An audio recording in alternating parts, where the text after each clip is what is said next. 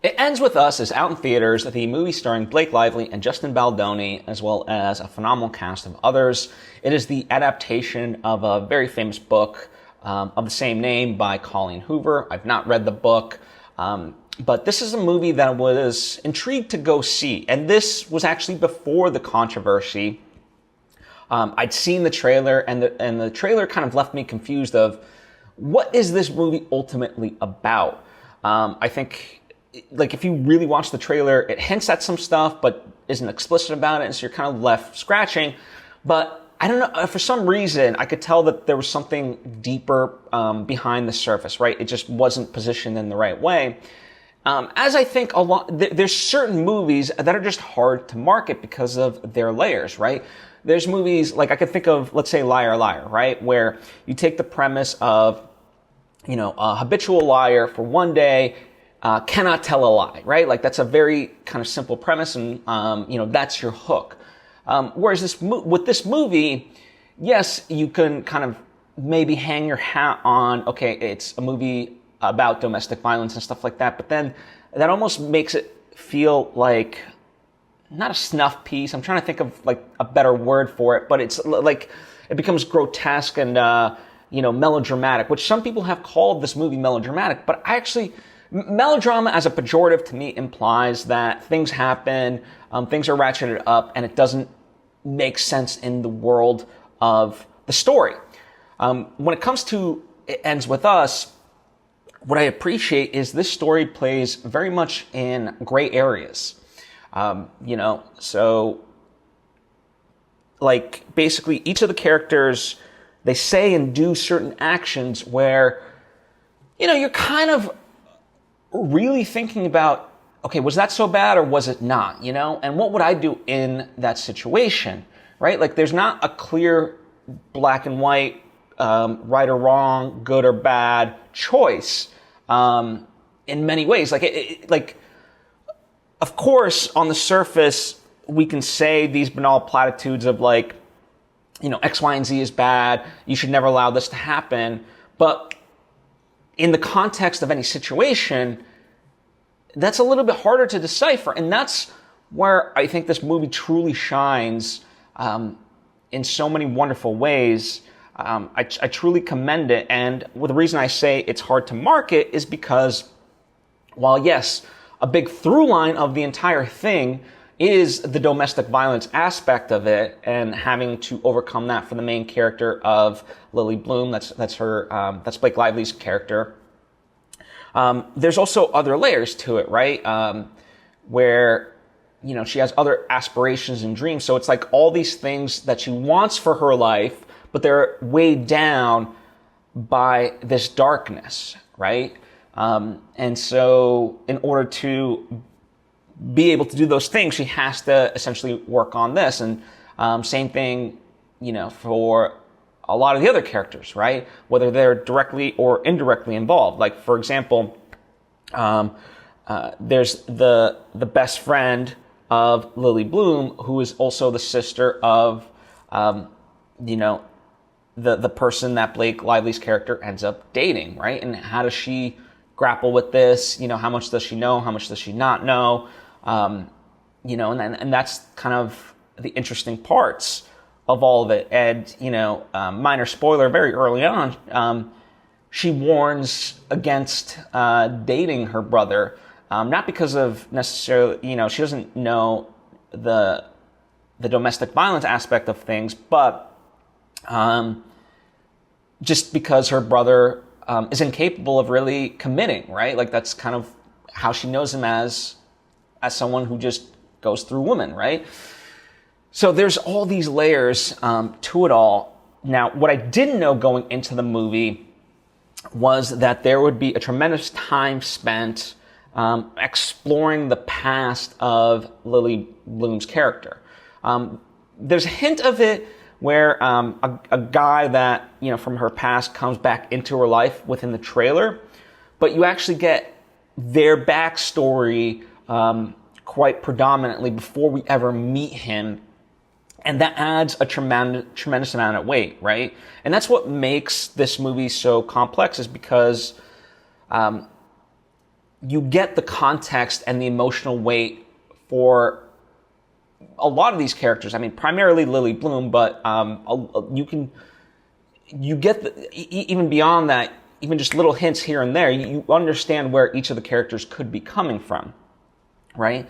But in particular, with the past, there's a significant portion spent on it, and I have to commend it because not only do I think it works story-wise, the actors that portrayed the younger versions of the actors, so, Blake Lively is the present-day main character, but then there's another actress who plays her as a teenager, and she does a phenomenal, phenomenal job of maintaining that balance, right? Especially, like, it'd be one thing to see the past, and then, we get the present-day version, and whatever inconsistencies there are, we can kind of overlook it and stuff like that. But because it's so integral, and we're cutting back and forth a lot of the time, any of those differences that could have existed would be that much more pronounced. And yet there's such a level of consistency of character.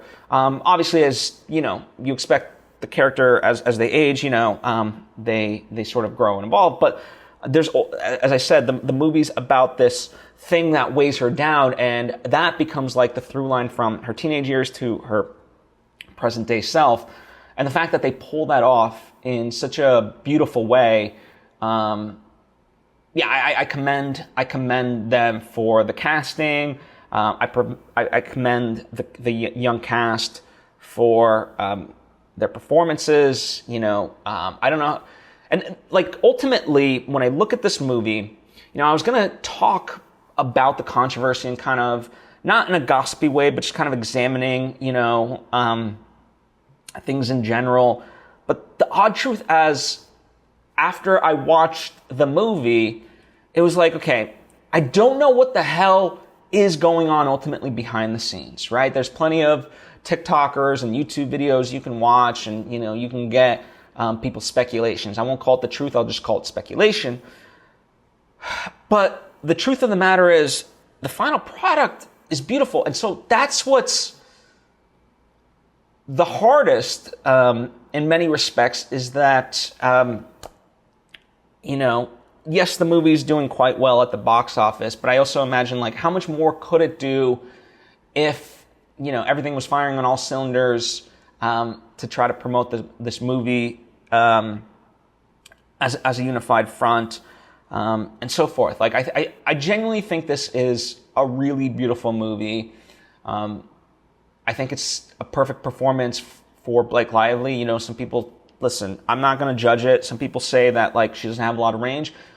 I think she's phenomenal for this character, right? And everyone else in this movie fits perfectly, like a glove. So, yeah, I really found it amazing. I don't know how close or not close it sticks to the book.